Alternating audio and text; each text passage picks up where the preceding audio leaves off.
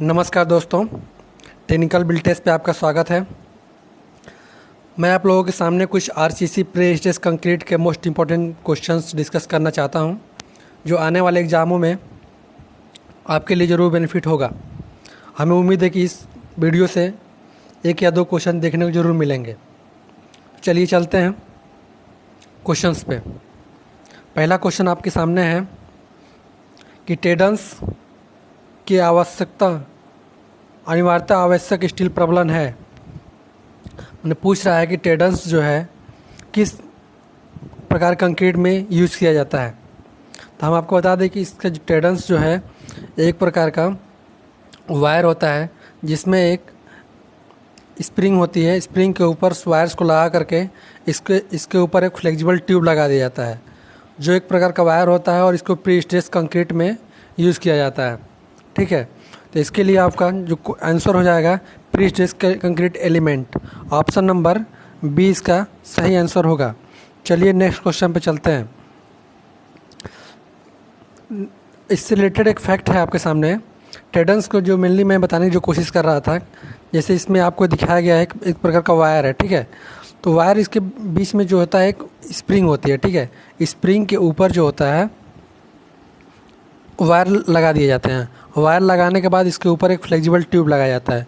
Flexible tube एक प्रकार जो वायर बनता है उसी वायर को टेडन्स कहते हैं। ठीक है, नेक्स्ट क्वेश्चन चलते हैं। देखिए अगला क्वेश्चन आपके सामने है, pre stress concrete high grade concrete is use for.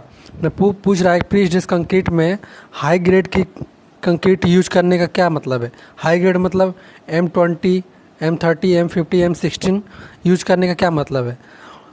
तो इसका जो आंसर होगा आपका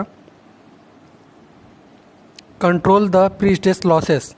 control the pre stress losses को कम करने के लिए इसमें हाई ग्रेड की कंक्रीट का यूज़ किया जाता है। अगर आपको ये लग रहा है कि इसका क्वेश्चन ए सही होगा, तो ये गलत है। क्योंकि अगर ये पूछता कि pre stress concrete mainly use क्यों किया जाता है, तो प्री स्ट्रेस कंक्रीट यूज़ करने के बहुत सारे लाभ हैं। जैसे उसमें जो क्रीप को कम करना, डायगोनल क्रैक्स को कम करना, और सर बहुत कारण है, डिफ्लेक्शन कम करना हो सकते हैं, क्रीप को कम करना। जबकि इस क्वेश्चन में आपसे पूछा है कि प्री स्ट्रेस कंक्रीट में हाई ग्रेड कंक्रीट क्यों यूज़ किया जाता है। तो इसका जो आंसर हो जाएगा आपका दोस्तों ऑप्शन नंबर डी सही हो जाएगा। ठीक है, चलिए नेक्स्ट क्वेश्चन पर चलते हैं।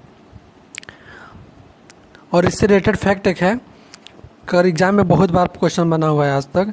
DFC CIL में भी कई बार पूछा हुआ है, SSC में भी पूछा हुआ है कि प्री स्ट्रेस कंक्रीट के 2 टाइप्स होते हैं, प्री टेंशनिंग, पोस्ट टेंशनिंग। ठीक है, तो पूछा है कि प्री टेंशनिंग के लिए मिनिमम किस ग्रेड की कंक्रीट का यूज़ किया जाता है। तब बता दें आपको कि प्री टेंशनिंग कंक्रीट के लिए M13 का यूज़ किया जाता है, M14 का यूज़ किया जाता है। ठीक है, जबकि पोस्ट टेंशनिंग के लिए M13 का यूज़ किया जाता है। ठीक है, तो ये चीज़ आप ध्यान रखेंगे, प्री के लिए ज़्यादा ग्रेड का, ठीक है, और पोस्ट के लिए कम ग्रेड का। ठीक है, चलिए नेक्स्ट क्वेश्चन चलते हैं। नेक्स्ट क्वेश्चन आप लोगों के सामने है। देखिए ये क्वेश्चन आपको पूछा हुआ है MPJE में, जो पूछा है कि प्री स्ट्रेस अवयव के लिए प्रयुक्त कंक्रीट ग्रेड की सीमा होनी चाहिए। तो न कि प्री स्ट्रेस पूछा है प्री स्ट्रेस, न कि आपसे ये पूछा है कि प्री टेंशनिंग और पोस्ट टेंशनिंग। तो इसमें आपको ऑप्शन के अकॉर्डिंग M13 से कम का यूज नहीं कर सकते आप, M14 से ज़्यादा यूज कर सकते हैं।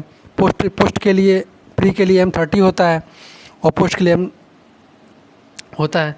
तो इसमें आपका ऑप्शन के अकॉर्डिंग ऑप्शन नंबर इसका बी आंसर सही हो जाएगा। ठीक है, बी जो है ऑप्शन में दिया है कि M30 से लेकर के M60 तक नॉर्मली प्री स्ट्रेस कंक्रीट में यूज़ किया जाता है। ठीक है, नेक्स्ट क्वेश्चन आपके सामने है।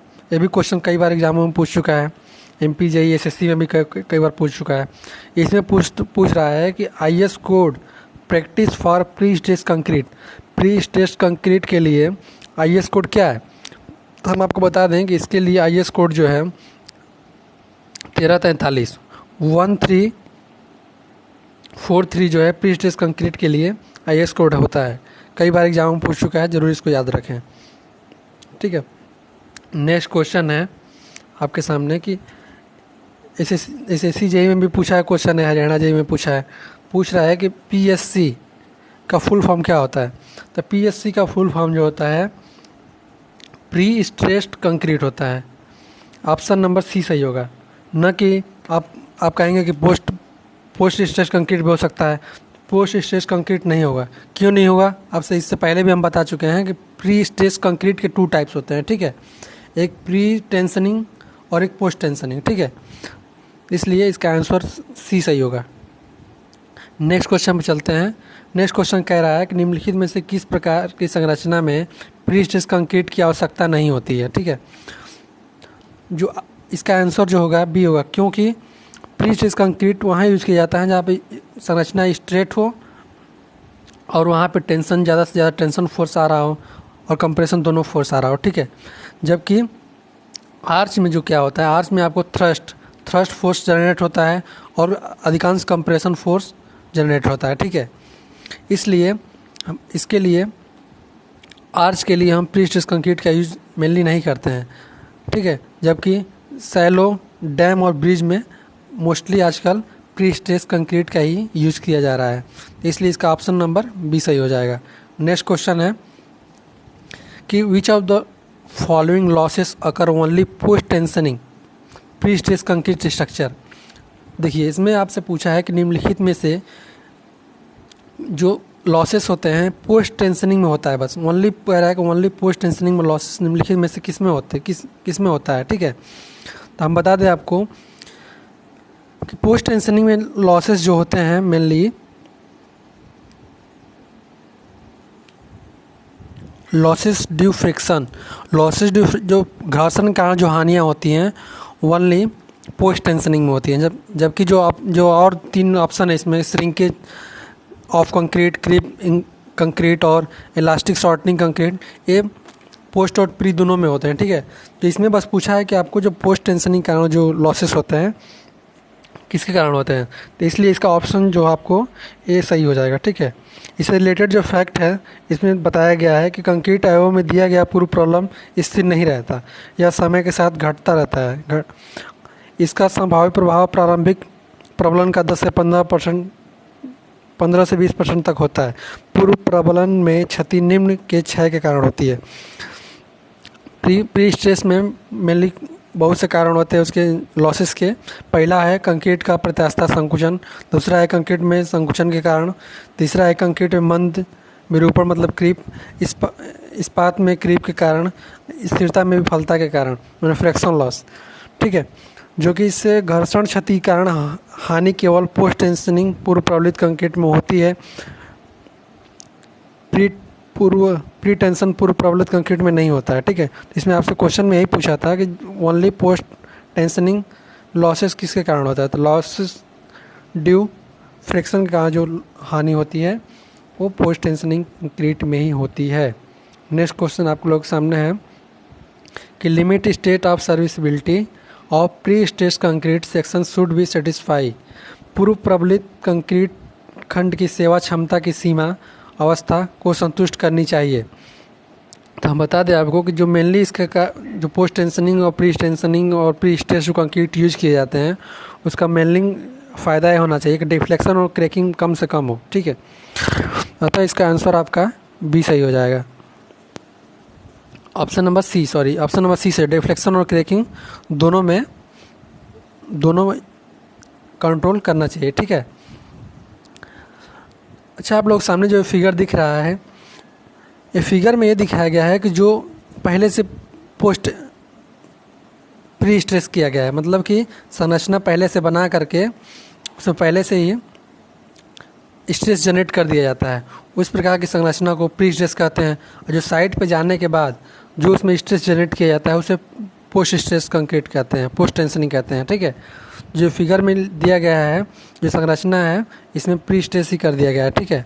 इसको ले जाकर संरचना बनाने के बाद साइड पे आप ब्रिज पे यूज कर सकते हैं। नेक्स्ट क्वेश्चन आपके सामने है कि पूर्व प्रबलित कंक्रीट अधिकतम वांछित है किसी भी बेलनाकार पाइप के लिए जिस पर लगा हो। मतलब कह रहा है कि प्री स्ट्रेस जो सर्कुलर पाइप होते हैं उसके लिए mainly circular pipe pre stress क्यों किया जाता है, इसलिए किया जाता है कि जो उस पर इंटरनली फ्लूइड प्रेशर है वो उसको गेन कर सके, इंटरनली फ्लूइड प्रेशर जो होता है उसको सहन कर सके, ठीक है। तो इसका जो आंसर होगा आपका ए नंबर सही हो जाएगा।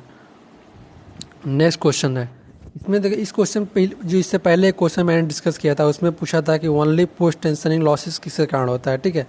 जबकि इस क्वेश्चन में आपसे पूछा है कि जो लॉसेस इस प्री स्ट्रेस, इसमें पूछा है कि प्री स्ट्रेस में लॉसेस किसके कारण होता है, ठीक है। जो इसका आंसर हो जाएगा आपका आंसर नंबर सी।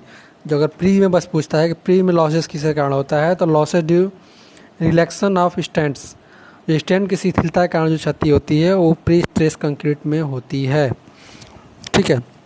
इसलिए इसका आंसर आपका सी हो जाएगा। नेक्स्ट क्वेश्चन आपके सामने है, RCC building is earthquake prone zone should process the following features. भूकंपी क्षेत्रों में आरसीसी बिल्डिंग में निम्न विशेषताएं होनी चाहिए। हम बता दें सर आपको कि अभी हाल ही में यूपी पीसीएल जेई का एग्ज़ाम हुआ है जिसमें आपको अर्थक्वेक से लगभग 8 से 10 क्वेश्चन पूछे गए थे। इसलिए अर्थक्वेक का वेटेज जब एग्ज़ामों में शायद आने वाले एग्ज़ामों में हो सकता है, इसलिए अब अर्थक्वेक एक बार रिवाइज ज़रूर करके हर एग्ज़ाम में जाएं, ठीक है। एक बहुत ही इंपॉर्टेंट क्वेश्चन पूछ रहा है आपके एग्ज़ाम में कि अर्थक्वेक से रिलेटेड जो आईएस कोड है बिल्डिंग बनाते हैं वो आईएस कोड क्या है। अगर आपको इस बारे में पता हो तो प्लीज़ कमेंट में करके ज़रूर बताएं। इसमें पूछा है आपसे, चलिए क्वेश्चन पर चलते हैं। आरसीसी बिल्डिंग इन अर्थक्वेक, मतलब पूछा है अर्थक्वेक में आरसीसी बिल्डिंग में निम्न विशेषताएँ होनी चाहिए जो भूकंप जोन में बन रहे हैं। हम बता दें आपको कि इसके लिए जो ऑप्शन बी सही होगा। जो आरसीसी जो भूकंप जोन में बन रहा है इसमें स्ट्रांग और फ्लेक्सिबिलिटी कॉलम होना चाहिए। जो कॉलम स्ट्रांग भी होना चाहिए और फ्लेक्सिबल भी होना चाहिए, क्योंकि भूकंप आने के बाद उसमें फ्लेक्सिबिलिटी कॉलम फ्लेक्सिबल रहेगा तो दोबारा अपने संरचना गेन कर लेगा, स्ट्रक्चर फिर दोबारा आ जाएगा। जबकि स्ट्रांग रहेगा तो उसमें भंगुरता आ जाएगी, ब्रिटलनेस आ जाएगा, इसलिए उसमें टूटने का डर ज़्यादा रहेगा। इसलिए आप जो भी यूज़ करेंगे वो स्ट्रांग होना चाहिए और फ्लेक्सिबल होना चाहिए, ठीक है। चलिए नेक्स्ट क्वेश्चन पे चलते हैं। Next question DSC CIL JEE 2018 में आया हुआ क्वेश्चन है। इसमें 3 स्टेटमेंट दिया है और स्टेटमेंट दे करके आपसे उचित विकल्प का चयन करने के लिए बोला है। क्वेश्चन का क्या कह रहा है कि पूर्व प्रबलित कंक्रीट संरचना में लाभ के संबंध में निम्नलिखित में से कौन सा कथन सही है। ए ऑप्शन दिया है, ए विकल्प दिया है कि पूर्व प्रबलित कंक्रीट संरचना में धरण का विक्षेप कम कर दिया जाता है। सही बात है। जो प्री स्ट्रेस कंक्रीट यूज करते हैं उससे जो डिफ्लेक्शन होता है वो कम हो जाता है, पहला भी सही है। बी वाला जो है किसी भी भार की दशा में पूर्व प्रबलित कंक्रीट में दरार को कम करता है। जो क्रैक्स होते हैं उसको भी कम किया जाता है प्री स्ट्रेस कंक्रीट यूज करके। मेनली जो क्रैक्स होते हैं, जो डायगोनल क्रैक्स जनरेट होते हैं प्री स्ट्रेस कंक्रीट यूज करने से, जो डायगोनल क्रैक्स होते हैं वो कंट्रोल हो जाते हैं, ठीक है। इसलिए बी ऑप्शन भी सही है। और सी जो स्टेटमेंट दिया है कि पूर्व प्रबलित कंक्रीट में आवश्यक कंक्रीट आरसीसी में आवश्यक कंक्रीट का 1/3 भाग होती है। मतलब ये कह रहा है कि जो प्री स्ट्रेस कंक्रीट में जितना कंक्रीट यूज़ किया जाता है, आरसीसी में जितना कंक्रीट यूज़ होता है उसकी तुलना में 1/3 या प्री स्ट्रेस में यूज होता है कंक्रीट की तुलना में 1/3। जबकि जो स्टील यूज़ करते हैं स्टील की तुलना में 1/4 स्टील यूज होता है प्री स्ट्रेस कंक्रीट में, फिर भी मजबूती उतनी ही रहती है, ठीक है।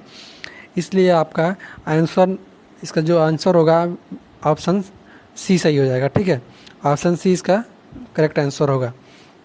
इससे रिलेटेड कुछ फ़ायदे ये हैं और भी कि पूर्व प्रबलित कंक्रीट में निम्नलिखित लाभ होते हैं। पहला जो है पूर्व प्रबलित कंक्रीट संपीड़न सामर्थ्य, इस्पात की तनन सामर्थ्य अधिकतम लाभ उठाया जा सकता है, अतः इसमें मितव्ययी खंड उपलब्ध होता है। पूर्व प्रबलित कंक्रीट में दरारें पड़ने की संभावना नहीं होती है क्योंकि पूर्व प्रबलित धरण संपीड़न प्रतिबलों के प्रभाव में रहता है। तीसरा जो दिया है कि प्रबलित कंक्रीट की तुलना में कंक्रीट की मात्रा 1/3, अभी हमको बताएं कि 1/3 जो कंक्रीट यूज होता है, जबकि स्टील की मात्रा कितना होता है 1/4। जो स्टील यूज होता है 1/4 और कंक्रीट जो होता है 1/3। और तीसरा जो है, चौथा जो दिया है इसमें कि पूर्व प्रबलित संरचना में विक्षेप कम होता है, जो डिफ्लेक्शन होता है उसको भी कंट्रोल करता है, ठीक है। नेक्स्ट क्वेश्चन है कि pre stressed member the vowel effect related with, कह रहा है कि प्री स्ट्रेस जो घटक होते हैं उसमें बोवल परिणाम किससे संबंधित है।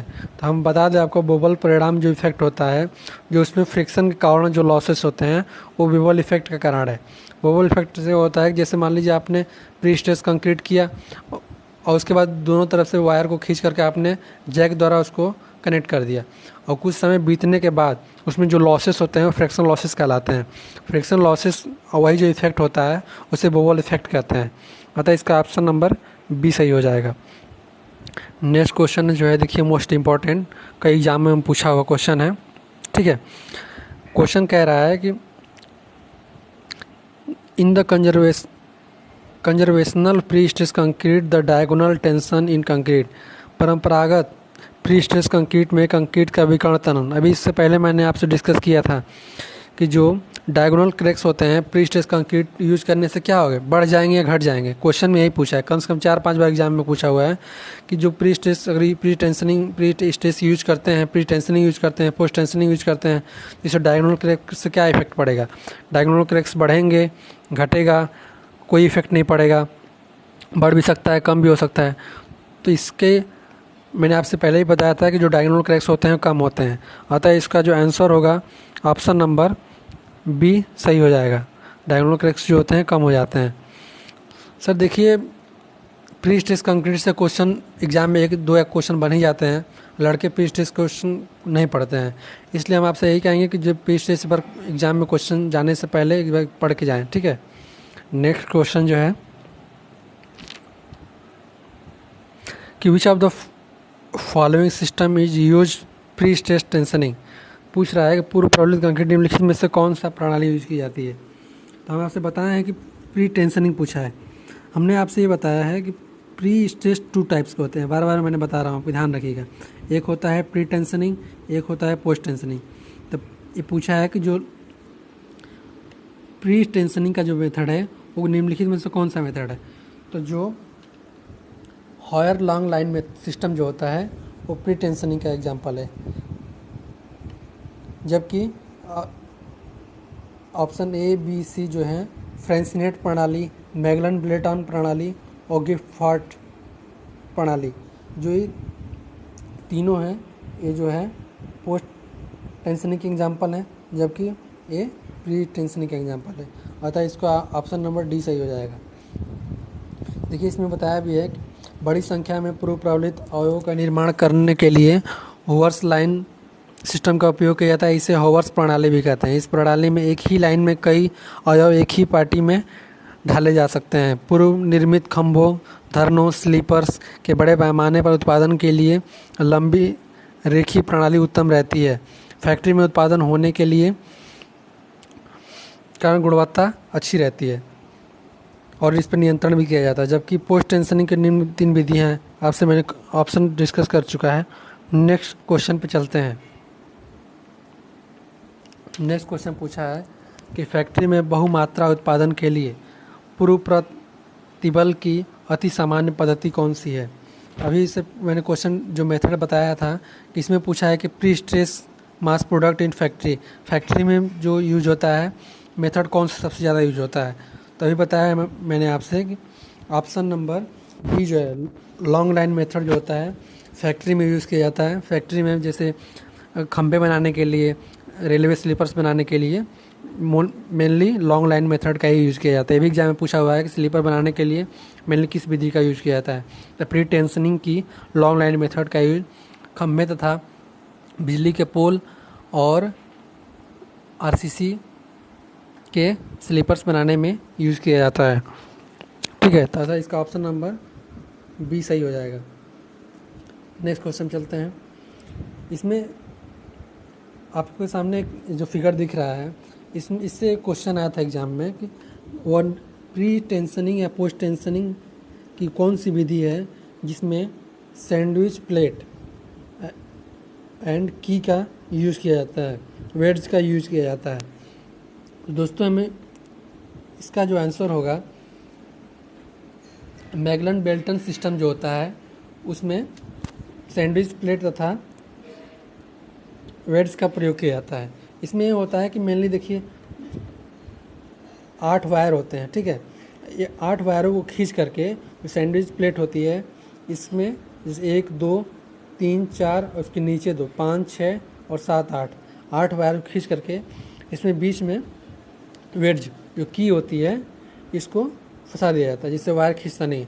जो वायर को खींच प्री टेंशनिंग जो की जाती है इसमें वायर को खींच करके इसमें रोकने के लिए इस सिस्टम सैंडविच प्लेट और वेड्स का प्रयोग किया जाता है। इसके लिए कौन सी विधि है। हमने आपको बताया है कि इसके लिए मैगलन बेल्टन प्रणाली जो होती है, मैगलन बेल्टन सिस्टम जो होता है ये इस विधि में का यूज़ किया जाता है। ये जो विधि है पोस्ट टेंशनिंग सिस्टम की विधि है, ठीक है। ओके दोस्तों, हमें उम्मीद है कि आपको इस वीडियो से ज़रूर कुछ ना कुछ लाभ मिला होगा। और उम्मीद है कि इस वीडियो से एसएससी में या राजस्थान जेईई या यूपी ट्रिपल एससी जेईई में अगर प्री स्ट्रेस या प्री क्वेश्चन बनता है तो इस वीडियो से एक न एक क्वेश्चन देखने को ज़रूर मिलेगा। ओके दोस्तों, नमस्कार। अगर आप लोगों को ये वीडियो अच्छा लगा हो तो प्लीज़ इस वीडियो को लाइक करें, और इस वीडियो से कुछ ना कुछ लाभ ज़रूर मिला होगा आपको, हमें उम्मीद है। इस वीडियो को शेयर और सब्सक्राइब करें चैनल को। धन्यवाद।